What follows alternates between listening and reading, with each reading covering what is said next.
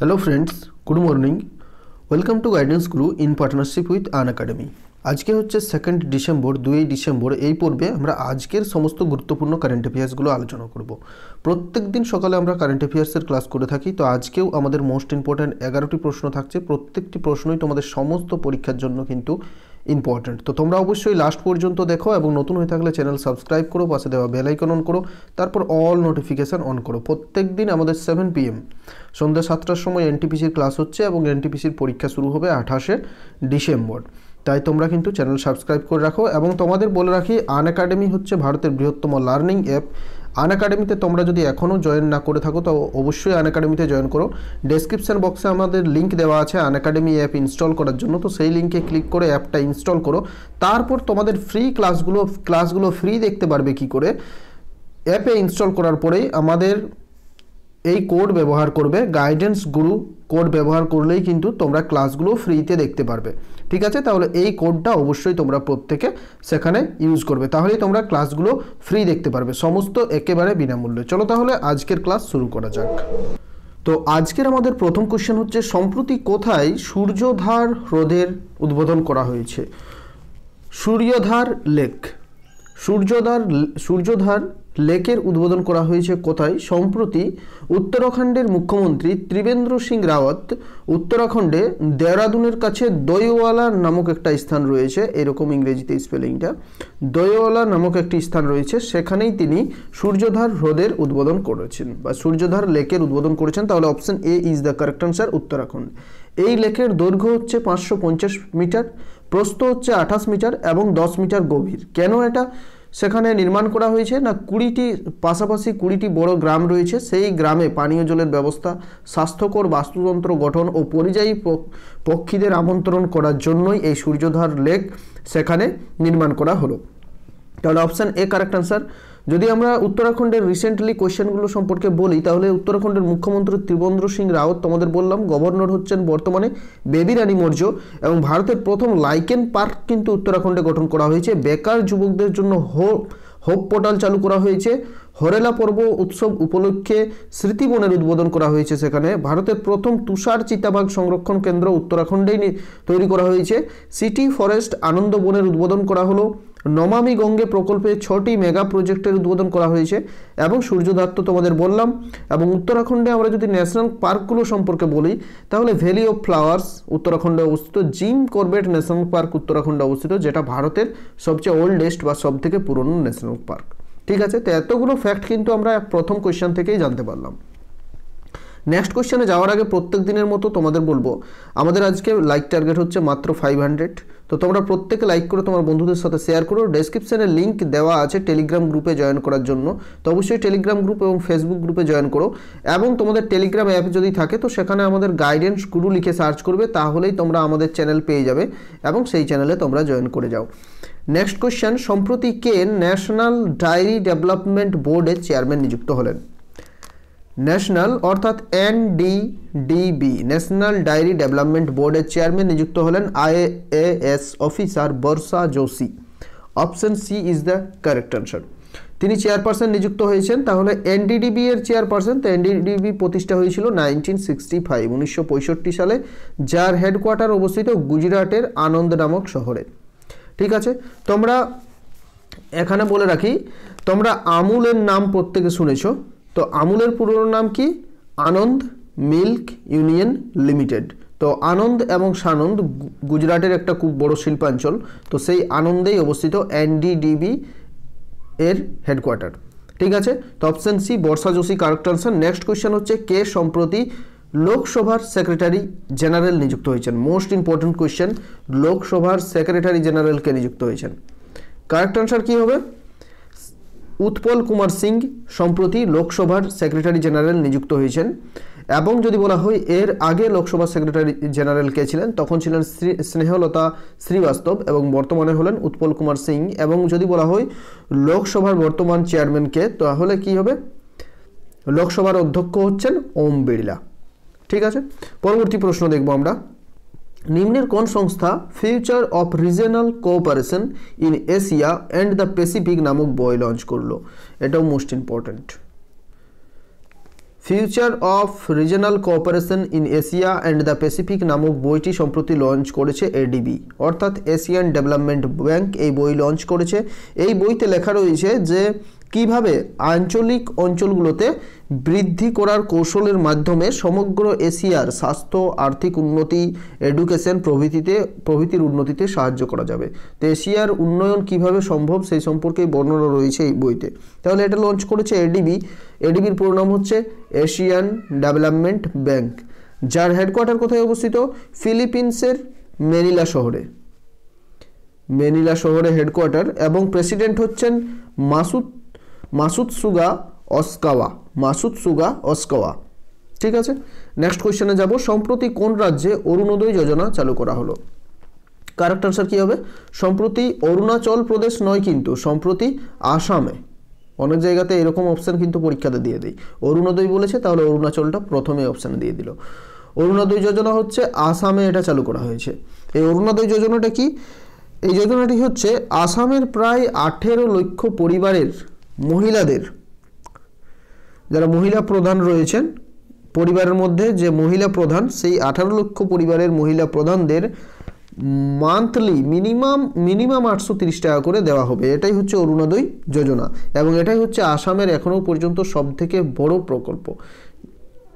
পরিকল্পনা। ঠিক আছে, তাহলে অপশন ডি কারেক্ট আনসার। আসামের কথা হচ্ছে, তাহলে আসামের বর্তমান ক্যাপিটাল হচ্ছে দিসপুর, আসামের মুখ্যমন্ত্রী সর্বানন্দ সোনোয়াল এবং আসামের গভর্নর জগদীশ মুখী। সম্প্রতি দেহিন পাটকই অভয়ারণ্যকে জাতীয় উদ্যানে উন্নীত করার সিদ্ধান্ত নিয়েছে আসাম। প্রজ্ঞা নামক একটা রেডিও প্রোগ্রামও তারা চালু করেছে।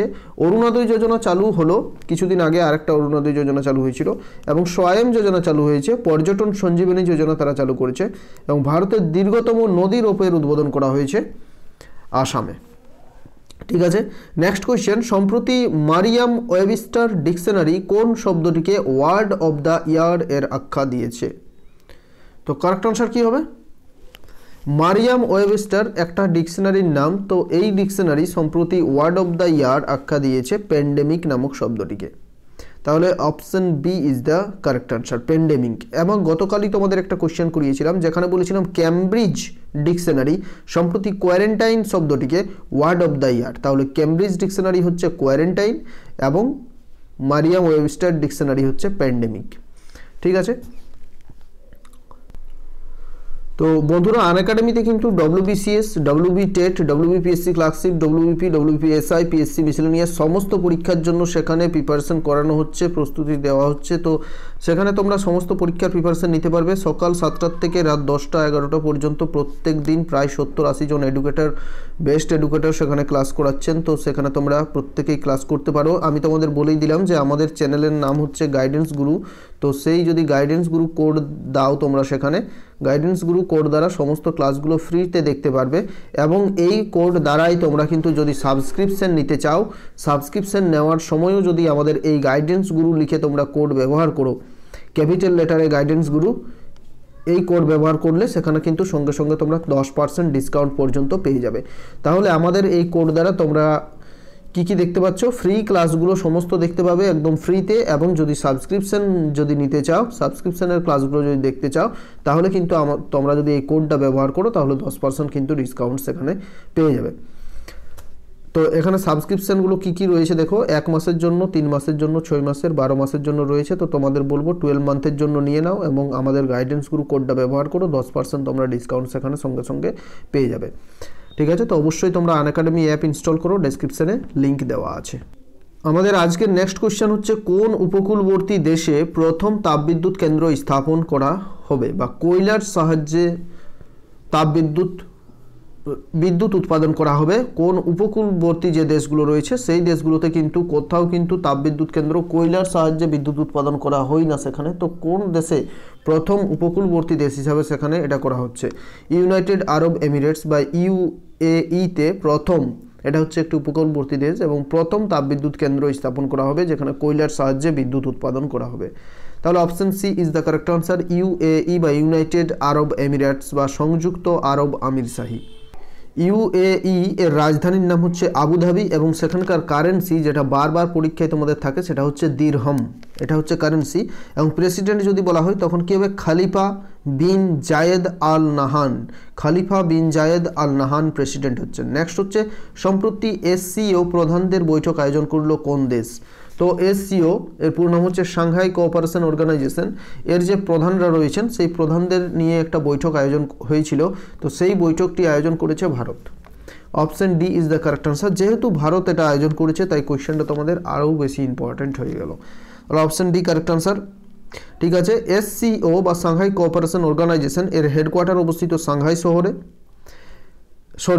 এর প্রতিষ্ঠা হয়েছিল 2001 সালে এবং হেডকোয়ার্টার অবস্থিত চীনের রাজধানী বেজিংতে, বেজিংয়ে হেডকোয়ার্টার। ভুল বললাম, সাংহাই নয় কিন্তু বেজিং। এবং বর্তমানে সেক্রেটারি জেনারেল হচ্ছেন ভ্লাদিমির মুরো। নেক্সট কোয়েশ্চেন, সম্প্রতি ইউবিএস অনুসারে 2021 অর্থবর্ষে ভারতের জিডিপি কত থাকবে? তো ইউবিএস অনুসারে 2021 অর্থবর্ষে ভারতের জিডিপি থাকবে -10.5%। Option A is the correct answer. UBS হচ্ছে একটি রেটিং সংস্থা, তো তারা বলছে -10.5% থাকবে। 10 নম্বর কোয়েশ্চেন, সম্প্রতি কে বাহরিন গ্র্যান্ড প্রিক্স 2020 জয়ী হলেন? সম্প্রতি আয়োজিত হলো বাহরিন গ্র্যান্ড প্রিক্স, যেখানে জয়ী হয়েছেন লুইস হ্যামিল্টন, একজন মার্সিডিজ চালক এবং তিনি হচ্ছেন ব্রিটেনের অধিবাসী। তো তিনি বাহরিন গ্র্যান্ড প্রিক্স জয়ী হয়েছেন। দ্বিতীয় স্থানে রয়েছেন, অর্থাৎ সেকেন্ড হয়েছেন মার্কস ভার্স্টন এবং থার্ড হয়েছেন আলেকজান্ডার অ্যালবন। তো এখানে তোমাদের একটা তথ্য আমি দিয়ে রাখি যে লুইস হ্যামিল্টন মোট কিন্তু এখনও পর্যন্ত 95 বার গ্র্যান্ড প্রিক্স জয়ী হয়েছেন এবং তিনি হচ্ছেন বিশ্বের সবথেকে বেশি গ্র্যান্ড প্রিক্স জয়ী হলেন লুইস হ্যামিল্টন। তো তিনি 95 বার গ্র্যান্ড প্রিক্স জয়ী হয়ে একটা রেকর্ড গড়েছেন। তাহলে সবথেকে বেশিবার যদি প্রশ্ন থাকে পরীক্ষায় তখন হবে Lewis Hamilton. Option A is the correct answer. Next and আজকের লাস্ট কোয়েশ্চেন, সম্প্রতি কোন সংস্থা 1 ডিসেম্বর প্রতিষ্ঠা দিবস পালন করলো? তো সম্প্রতি বিএসএফ 1 ডিসেম্বর তারা রেজিং ডে হিসেবে বা প্রতিষ্ঠা দিবস তারা পালন করে প্রত্যেক বছরই। তো বিএসএফ এর পুরো নাম কি? Border security force. এবং কেন এই দিনটি তারা পালন করে? কারণ 1 ডিসেম্বর 1965 সালে কিন্তু বিএসএফ গঠন হয়েছিল, প্রতিষ্ঠা হয়েছিল, তাই এই দিনটি তারা প্রত্যেক বছর পালন করে থাকে। তো বিএসএফ এর পুরো নাম বললাম বর্ডার সিকিউরিটি ফোর্স। এবং বিএসএফ এর বর্তমান হেডকোয়ার্টার হচ্ছে দিল্লি শহরে, নিউ দিল্লিতে, এবং ডিরেক্টর জেনারেল হচ্ছেন রাকেশ আস্থানা। মোস্ট ইম্পর্ট্যান্ট কোয়েশ্চেন যেটা, বিএসএফ এর ডিরেক্টর জেনারেল রাকেশ আস্থানা। তো আজকের 11টি কোয়েশ্চেন শেষ হলো এবং আজকের ক্লাস ভালো লাগলে অবশ্যই তোমার বন্ধুদের সাথে শেয়ার করো এবং আজকের যে প্রশ্নের উত্তর তোমাদের কমেন্ট বক্সে জানাতে হবে। অর্থাৎ আজকের হোমওয়ার্ক হচ্ছে, আজকের প্রশ্নটা হচ্ছে যে নিম্নের কে আন্তর্জাতিক ক্রিকেটে দ্রুততম 22,000 রান করে রেকর্ড গড়লেন? তাহলে কে? Rohit Sharma, Shikhar Dhawan, Virat Kohli, Williamson. Correct answer প্রত্যেকে তোমরা কমেন্ট করে জানাবে কে 22,000 রান করে দ্রুত রান করে রেকর্ড গড়েছেন। কারেক্ট আনসার প্রত্যেকে তোমরা আজকে কমেন্ট বক্সে কমেন্ট করো এবং তোমাদেরকে বারবার রিকোয়েস্ট হচ্ছে যে প্রত্যেকে কিন্তু আমাদের ভিডিওটা শেয়ার করো, তোমার বন্ধুদের সাথে বিভিন্ন social media, Facebook, WhatsApp, Telegram গ্রুপগুলোতে শেয়ার করো। এবং আমাদের টেলিগ্রাম গ্রুপে জয়েন হতে চাইলে তোমরা টেলিগ্রামে গিয়ে গাইডেন্স গুরু লিখে সার্চ করো, তাহলে টেলিগ্রাম গ্রুপে জয়েন হতে পারবে। এবং টেলিগ্রাম গ্রুপে জয়েন হলে তোমরা সেখানে পিডিএফগুলো পাবে, আমাদের সঙ্গে সবসময় কানেক্টেড থাকতে পারবে। টেলিগ্রাম গ্রুপে আমরা কুইজ অ্যারেঞ্জ করছি, সেই কুইজগুলো করতে পারবে। এবং 9 PM আমরা আনএকাডেমিতেও কুইজ করছি, সেই কুইজটাও তোমরা টেলিগ্রামে জয়েন হলে করতে পারবে। তো অবশ্যই তোমরা টেলিগ্রাম গ্রুপে জয়েন করো প্রত্যেকে। Thanks for watching this video. Thank you.